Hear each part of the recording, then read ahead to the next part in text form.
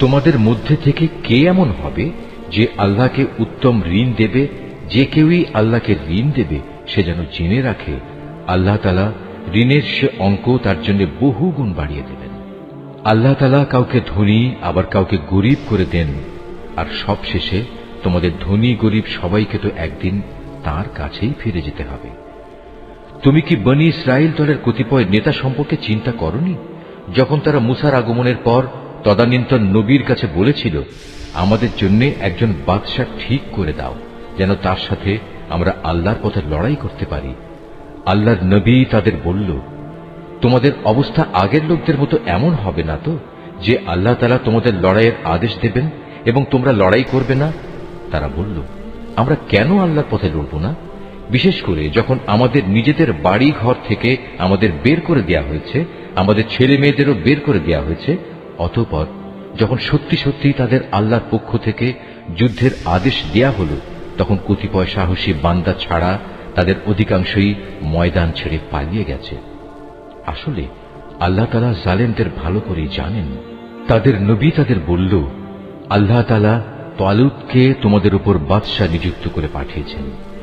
এ কথা শুনে তারা বলল, তার কি অধিকার আছে যে আমাদের উপর রাজত্ব করার?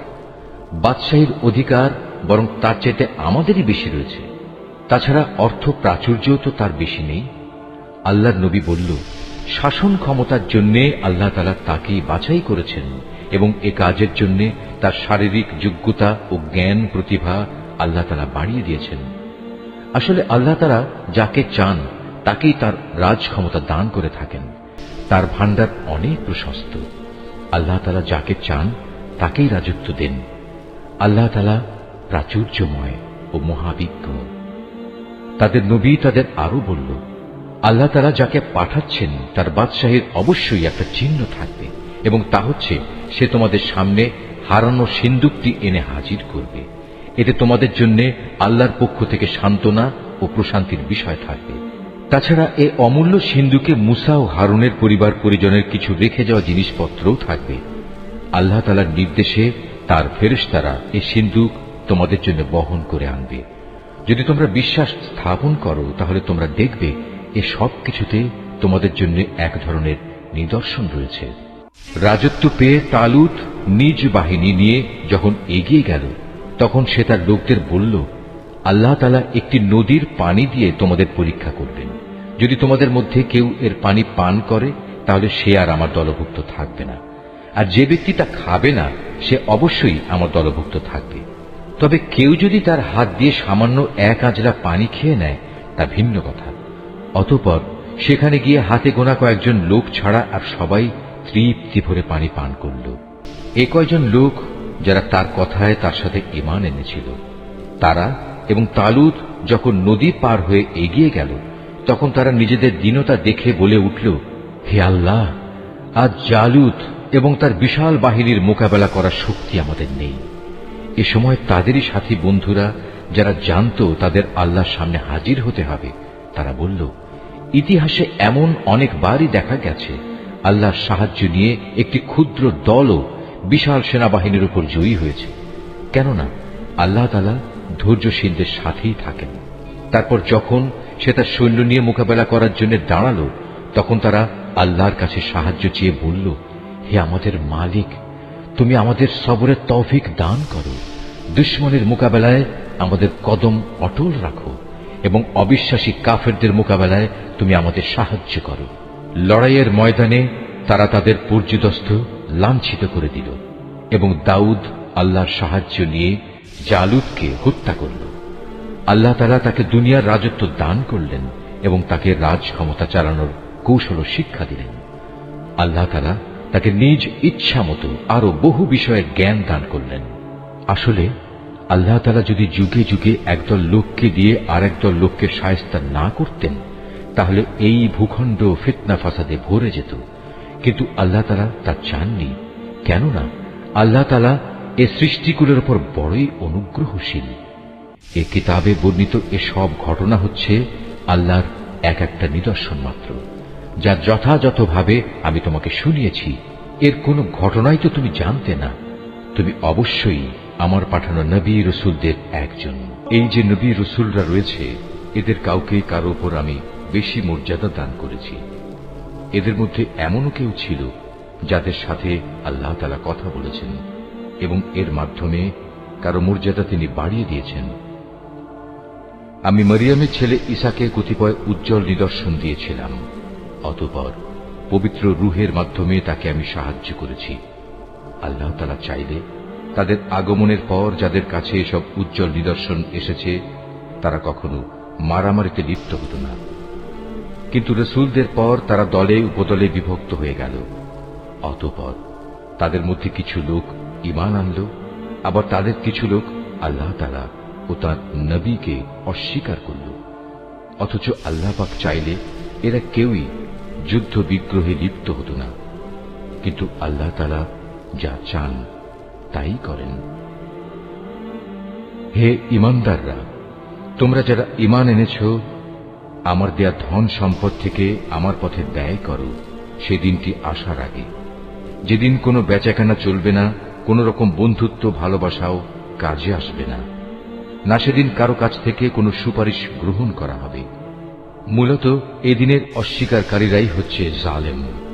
মহান আল্লাহ তাআলা, তিনি ছাড়া দ্বিতীয় কোনো ইলাহ নেই। তিনি চিরঞ্জীব, তিনি অনাদি সত্তা। ঘুম তো দূরের কথা, সামান্য তন্দ্রাও তাকে আচ্ছন্ন করে না। আসমান সমূহ ও জমিনে যা কিছু আছে তার সবকিছুরই একচ্ছত্র মালিকানা তাঁর। কে এমন আছে যে তার দরবারে বিনা অনুমতিতে সুপারিশ করবে? তাদের বর্তমান ভবিষ্যতের সবকিছুই তিনি জানেন। তার জানা বিষয়সমূহের কোনো কিছুই কারো জ্ঞানের সীমা পরিসীমার আয়ত্তাধীন হতে পারে না। তবে কিছু জ্ঞান যদি তিনি কাউকে দান করে থাকেন তবে তা ভিন্ন কথা। তার বিশাল সাম্রাজ্য আসমান জমিনের সবকিছুই পরিবেষ্টন করে আছে। এ উভয়টির হেফাজত করার কাজ কখনো তাকে পরিশ্রান্ত করে না। তিনি পরাক্রমশালী ও অসীম মর্যাদাবান। আল্লাহর দ্বীনের ব্যাপারে কোনো জোর জবরদস্তি নেই, কারণ সত্য এখানে মিথ্যা থেকে পরিষ্কার হয়ে গেছে।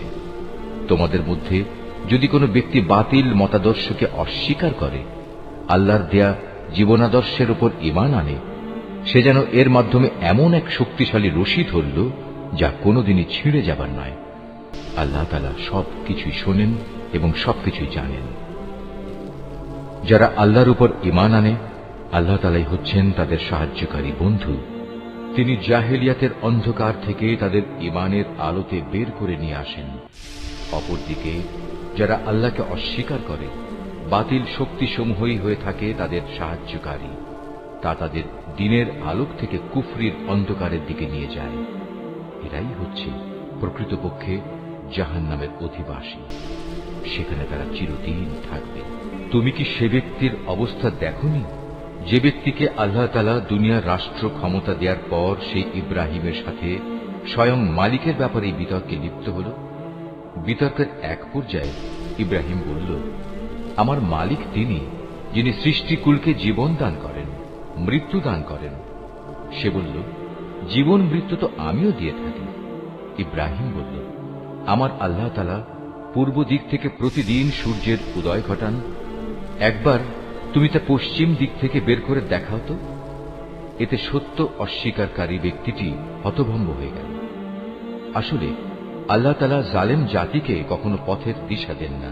অথবা ঘটনাটি কি সেই ব্যক্তির মতো যে একটি বস্তির পাশ দিয়ে যাবার সময় যখন দেখল তা বিধ্বস্ত হয়ে আপন অস্তিত্বের উপর মুখ থুবড়ে পড়ে আছে, তখন সে ব্যক্তি বলল, এ মৃত জনপদকে কিভাবে আল্লাহ তাআলা আবার পুনরুজ্জীবন দান করবেন? এক পর্যায়ে আল্লাহ তাআলা সত্যি সত্যি তাকে মৃত্যু দান করলেন এবং এভাবেই তাকে 100 বছর ধরে মৃত ফেলে রাখলেন। অতঃপর তাকে পুনরায় জীবিত করলেন। এবার জিজ্ঞেস করলেন, বলতে পারো তুমি কতকাল মৃত অবস্থায় কাটিয়েছ? সে বলল, আমি একদিন কিংবা একদিনের কিছু অংশ মৃত অবস্থায় কাটিয়েছি। আল্লাহ তাআলা বললেন, বরং এমনি অবস্থায় তুমি 100 বছর কাটিয়ে দিয়েছ। তাকিয়ে দেখো তোমার নিজস্ব খাবার ও পানীয়ের দিকে, দেখবে তা বিন্দু মাত্র পচেনি। তোমার গাধাটির দিকেও দেখো, তাও একই অবস্থায় আছে। আমি এসব এজন্যই দেখালাম যেন আমি তোমাকে মানুষদের জন্য পরকালীন জীবনের একটি জীবন্ত প্রমাণ হিসেবে উপস্থাপন করতে পারি। এই মৃত জীবের হাড় পাঁজরগুলোর দিকে তাকিয়ে দেখো, তুমি নিজেই দেখতে পাবে আমি কিভাবে তা একটার সাথে আরেকটা জোড়া লাগিয়ে নতুন জীবন দিয়েছি। অতঃপর কিভাবে তাকে আমি গোশতের পোশাক পরিয়ে দিয়েছি। অতএব এভাবে আল্লাহর দেখানো এ বিষয়টি যখন তার কাছে পরিষ্কার হয়ে গেল, তখন সে বলে উঠল, আমি এটা জানি, অবশ্যই আল্লাহ তাআলা সব কিছুর উপর ক্ষমতাবান।